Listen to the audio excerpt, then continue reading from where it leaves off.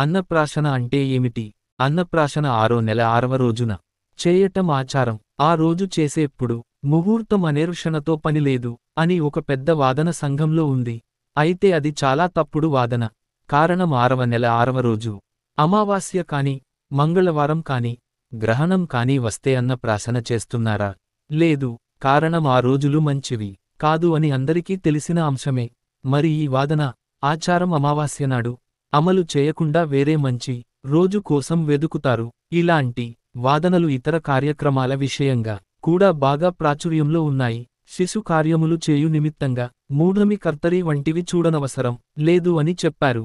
సీమంతం, పుంసవనం, జాతకర్మ, నామకరణం, డోలారోహణ, ఊయలెలు వేయుట, అన్నప్రాశన వంటివి నెలల ఆధారంగా చేయు కార్యములు. గర్భం వ్యక్తం అవగానే 2 లేదా 3వ మాసంలో పుంసవనం చేయమని శాస్త్రం. వ్యక్తే గర్భే ద్వితీయవ తృతీయమాసి పుంసవనం కార్యం.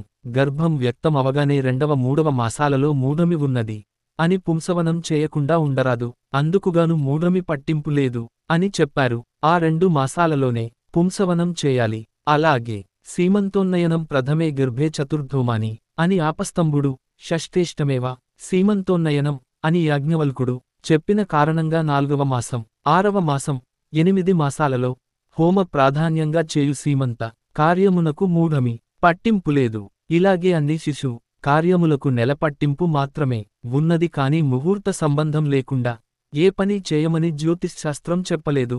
ఒకవేళ 6వ నెల 6వ రోజు వాదన సబబే అయితే ఏ విధమైన జ్యోతిష గ్రంథాలలోనూ ఈ విషయానికి ఎందుకు రాయలదు అనే ప్రశ్నను మనం వేసుకుని శోధించుకోవాలి.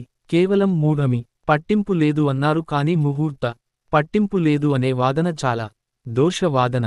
అన్నప్రాశన ముహూర్త ప్రభావం పిల్లవాడి జీవిత ఆరోగ్య విషయాల మీద ఆధారపడి ఉంటుంది. అందువలన తప్పకుండా మంచి ముహూర్తానికే అన్నప్రాశన చేయాలి. అక్షరాభ్యాసం విషయంలో ఉదగర్కే పంచమేబ్దే పంచమే మాసి పంచమే అని ఉన్నది. దానిని అన్నప్రాశనకు కూడా అన్వయించేశారు.